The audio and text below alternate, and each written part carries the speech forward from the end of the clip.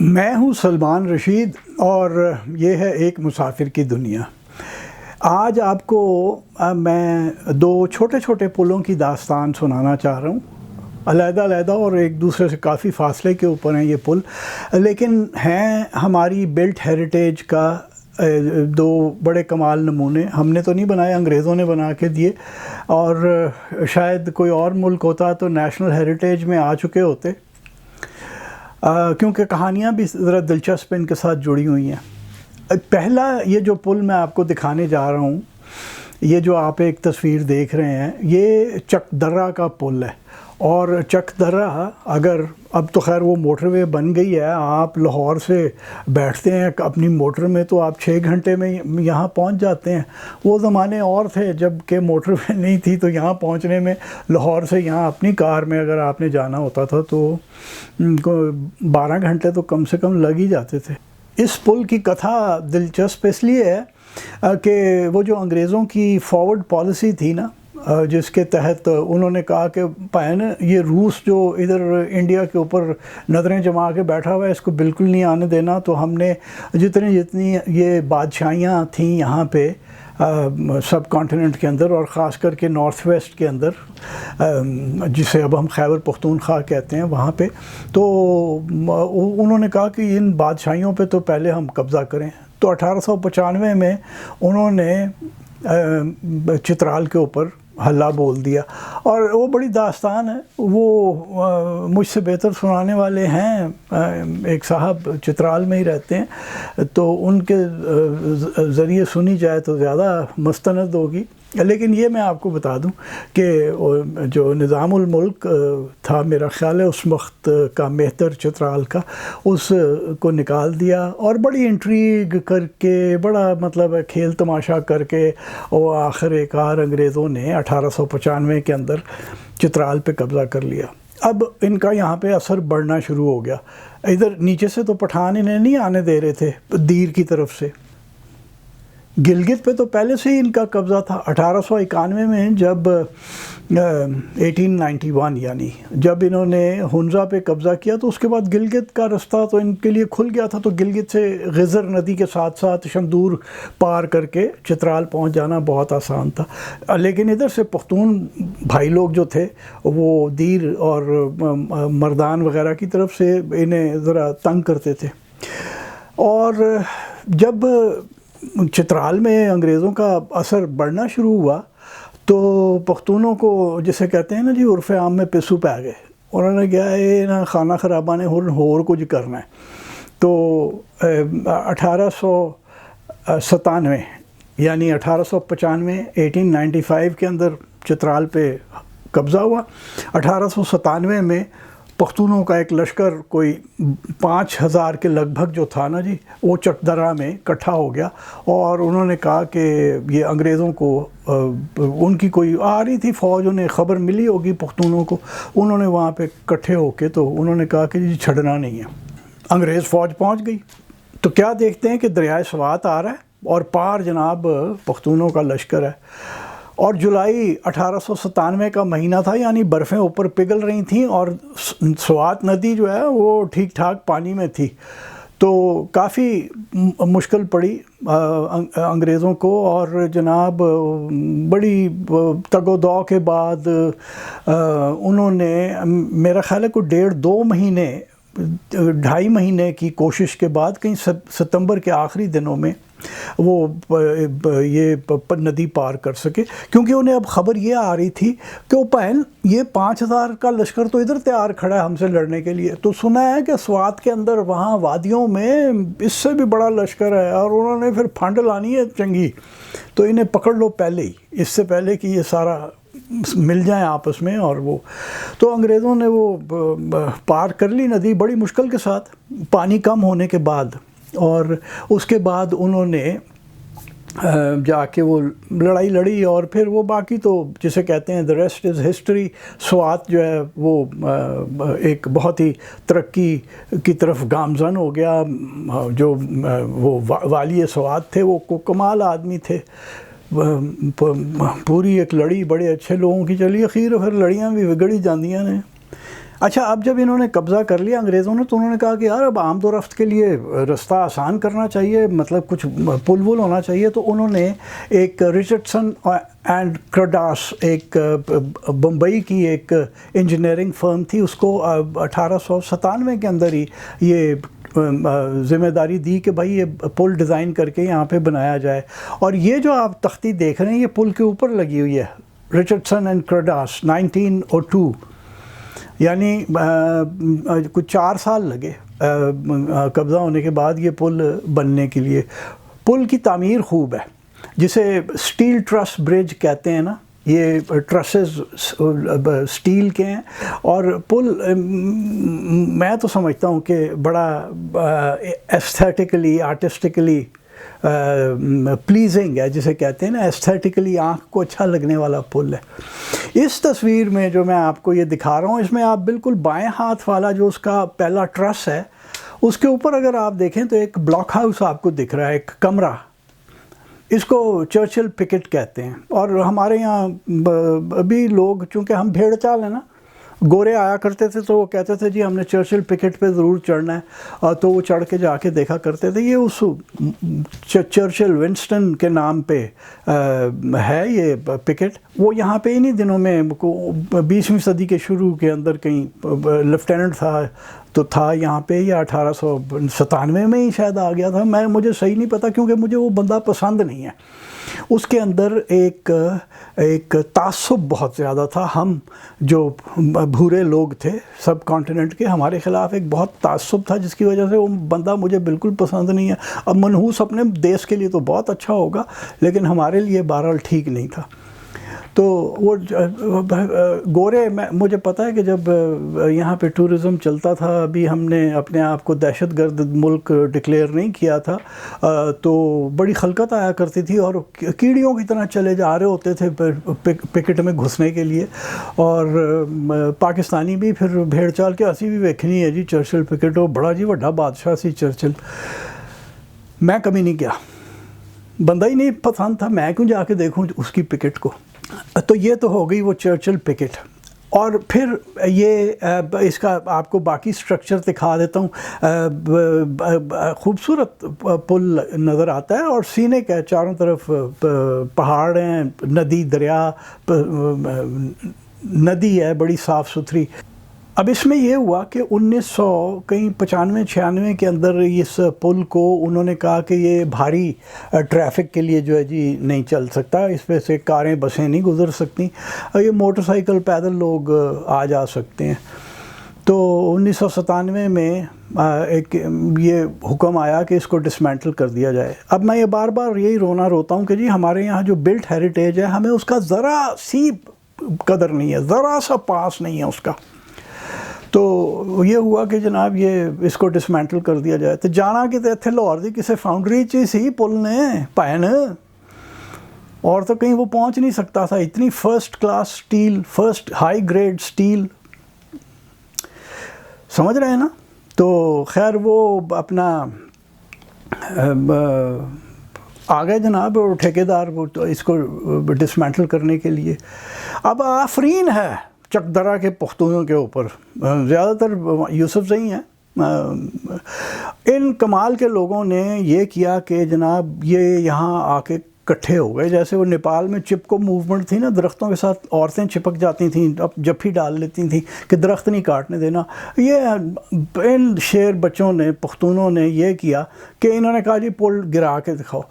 اس سے پہلے وہ جو ٹھیکیدار تھے نا، انہوں نے یہ کیا تھا کہ وہ جو کراس بیمز تھیں، جو ٹرسز کے اوپر کراس بیمز ہوتی ہیں، جو اس تصویر میں آپ کو 3 دانے دکھ رہی ہیں، یہ کل 10 تھیں یہ کراس بیمز، جس میں سے 7 وہ ڈسمینٹل کر سکے تھے ٹھیکیدار، جبکہ یہاں پہ خلقت اکٹھی ہو گئی اور انہوں نے کہا جی نہیں اتارنے دینا.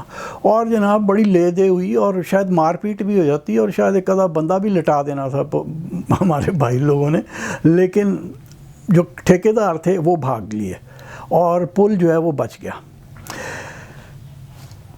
مجھے افسوس سے کہنا پڑتا ہے کہ ہم ہوتے نا پنجابی یا کوئی اور، we would have taken it lying down کہ یار ٹھیک ہے ٹھا رہے ہیں ٹھان دو یار، سانو کی، ہمارا سانو کی جو ہے نا وہ ہمیں لے ڈوبا ہے. تو آفرین ہے چک درا کے پختونوں پر کہ انہوں نے اپنا یہ پل بچا لیا۔ اچھا، میں 2021 میں یہ پل دیکھنے گیا تھا، تو میں آپ کو بتاؤں کہ یہاں ایک اسسٹنٹ کمشنر تھے عباس خٹک اور ڈپٹی کمشنر عون حیدر، دونوں بڑے کمال کے نوجوان افسر تھے، اور ایسے افسر ہمیں چاہیے۔ میں بار بار بری باتیں کرتا ہوں بابو لوگوں کے خلاف، لیکن ایسے جو افسر ہیں نا، یہ اس طرح کے لوگ ہمیں چاہیے۔ عون حیدر کا خیال تھا کہ وہ اس پل کو ایک سارٹ آف لینئر بازار بنا دے گا، کوئی ہینڈی کرافٹس ہوں گی، کوئی کھانے پینے کا سامان ہوگا، نیچے سے ندی گزر رہی ہے، اور مطلب ایک پکنک اسپاٹ بنا دے گا، اور شاید کوئی اس نے پلان بھی بنایا۔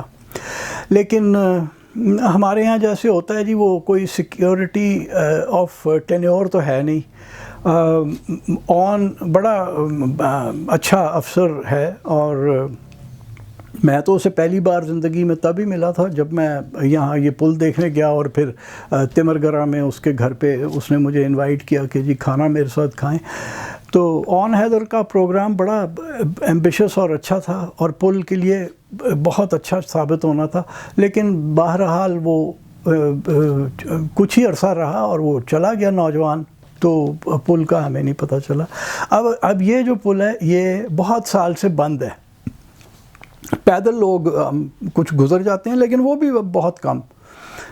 یہ اب صرف یہ ایک سائٹ رہ گیا۔ اور جب انگریزوں نے بنایا تھا تو یہ بھی بتاتا چلوں کہ ان کا یہ بھی خیال تھا کہ وہ درگئی تک جو ریلوے لائن وہ لا رہے تھے، اور اس کے فوراً بعد ہی درگئی ریلوے لائن پہنچ گئی تھی مردان کے پاس، تو ان کا خیال تھا کہ وہ ریلوے لائن اس پل کے اوپر سے گزر کے پار جائے گی۔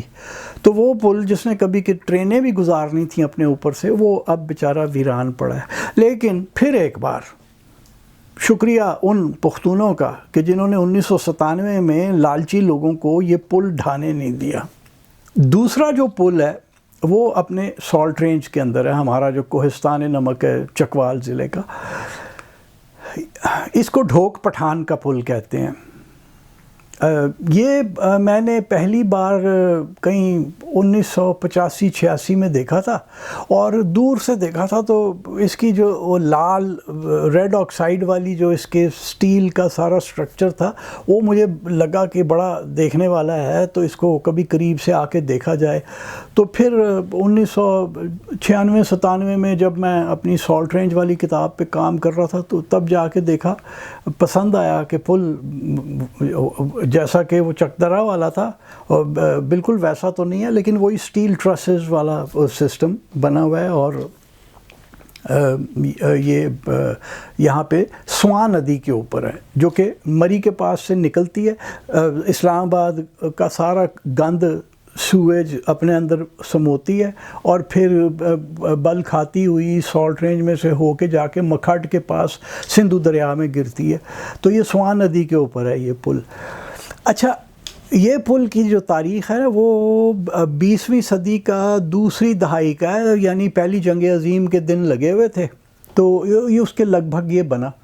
اور اس کو بنانے کا جو انگریزوں کا یہ ہوتا تھا کہ پبلک سروس تو کرتے ہی تھے، ہوتا ہوگا آئیڈیا کہ پبلک سروس بھی ہو جائے، لیکن ایک یہ ضرور تھا کہ ہمارا کیا فائدہ ہے اس میں۔ تو انگریزوں کا فائدہ یہ تھا کہ دوسری جنگ عظیم چالو تھی یا ہونے والی تھی، اور وہ یہاں پہ ریکروٹنگ ٹیمز گھوما کرتی تھیں سالٹ رینج کے اندر۔ یہ سارا جو اپنا چکوال، جیلم، راولپنڈی کا جو علاقہ ہے، یہاں پہ درجنوں کے حساب سے ریکروٹنگ ٹیمز گھوما کرتی تھیں۔ صاحب انگریز جو ہوتا تھا وہ گھوڑے پہ ہوتا تھا، اس کا پورا افسر دفتر جو ہے وہ بھی گھوڑوں کے اوپر ہوتا تھا، اور ایک اس کے ساتھ پوری اپنی چل رہی ہوتی تھی جسے ٹرین کہتے ہیں۔ 8-10 لوگ تو ہوتے ہی ہوں گے، کوئی تمبو شمبو والے، کوئی کھانا پکانے والے، یہ وہ۔ تو یہ ان دنوں میں بہت سارے پل بنے، اور میرے پاس ڈھوک پٹھان پل کے علاوہ بھی کچھ پلوں کی تصویریں ہیں، وہ چھوٹے چھوٹے پل ہیں۔ تو یہ پل بنا تب، اور اس سے پہلے کیا ہوتا تھا، یہ اپنے یہاں سالٹ رینج کے اندر جب کہ ندیاں چڑھ جاتی تھیں، سردیوں میں تو تھوڑا پانی ہوتا تھا، جب ندی چڑھتی تھی ساون بھادوں میں، اگر اوپر بڑا اپنا بارش زیادہ ہو جاتی تھی پہاڑوں کے اندر تو بڑا ہڑ آتا تھا، سیلاب آتا تھا ندی کے اندر۔ اور میں نے 1997 کے اندر سواں میں دیکھا ہے، اور میں نے وہ چیز ہوتے ہوئے بھی دیکھی ہے جو ہمیشہ سے یہاں چلی آ رہی تھی، یعنی آپ کو ندی، سیلابی ندی کے اندر سے پار لے جانے والا ایک آدمی ہوتا تھا جس کو پاتنی کہتے تھے، پتن سے پاتنی، یعنی وہ جو کہ پتن پہ آپ کو پار کراتا ہے۔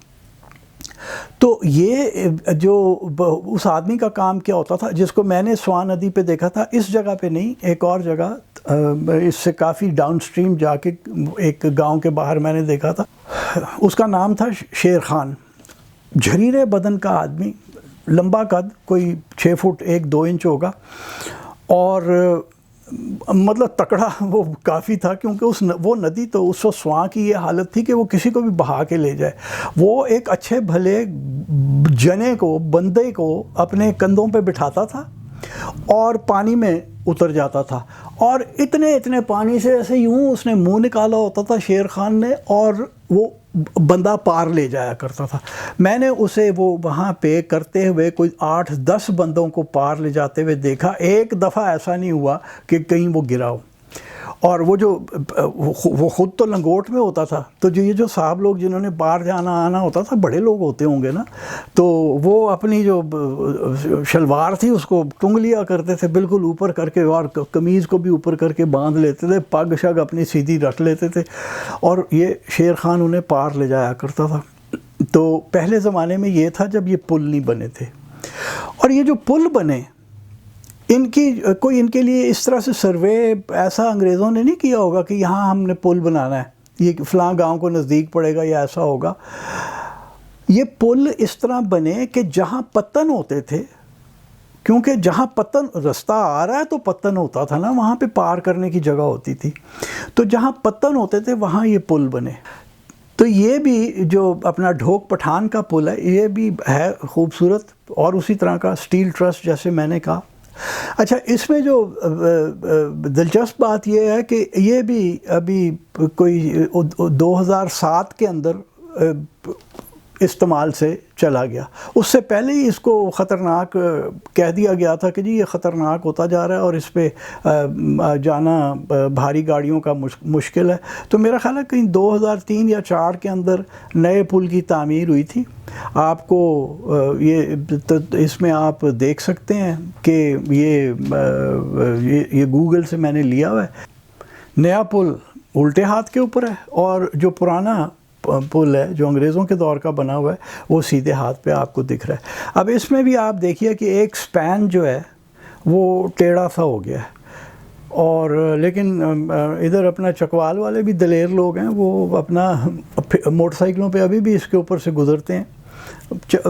اس طرح سے کوئی تھوڑا بہت استعمال ہوتا ہے، پیدل آنے جانے والا بھی کوئی گزر جاتا ہے، لیکن اب اس کے اوپر بڑی گاڑیاں کوئی نہیں گزرتی۔